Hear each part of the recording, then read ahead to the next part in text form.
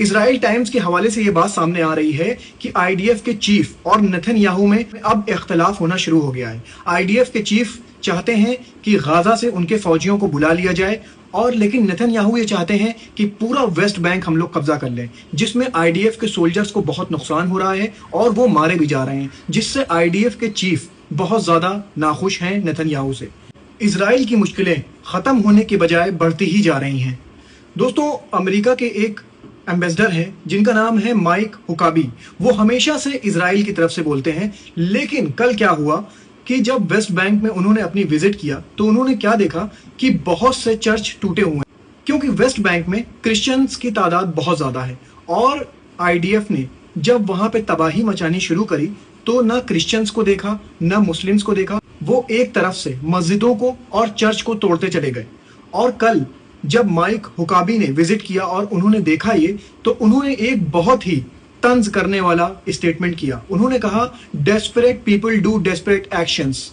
ये बहुत बड़ी बात है, क्योंकि माइक हुकाबी हमेशा से इस बात के लिए चर्चा में रहे हैं, क्योंकि वो हमेशा से प्रो इजराइल स्टेटमेंट देते रहे हैं। दोस्तों, यूएन में टोटल 193 मेंबर्स हैं, जिसमें से अब 147 मेंबर ने इस बात के लिए हामी भर दी है कि फिलिस्तीन को 2 स्टेट का दर्जा मिलना चाहिए, और उसके जैसे हर कंट्री में एक कंट्री के एम्बेसडर्स होते हैं, उस तरह फिलिस्तीन के भी एम्बेसडर हर कंट्री में होने चाहिए।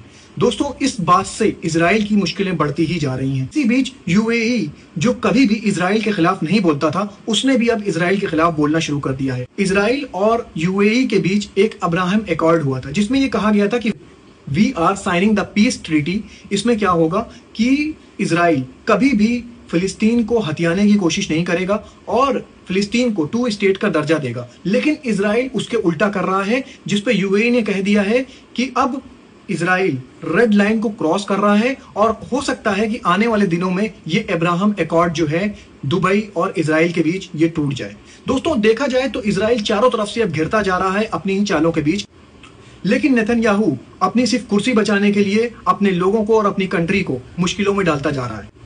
इसी बीच मैं आपको बता दूं, फ्लोटिला, एक जो शिप्स का काफिला चला है गाजा के लोगों की मदद के लिए स्पेन बार्सिलोना से, तो वो धीरे धीरे अब इजराइल पहुंचता जा रहा है, और उसमें और भी शिप्स ऐड होती जा रही हैं, और अब ये काफिला काफी ज्यादा बड़ा हो गया है और बहुत जल्द ये गाजा पहुंच भी जाएगा, और इसके अंदर काफी ज्यादा एड्स हैं वहां के लोगों के लिए।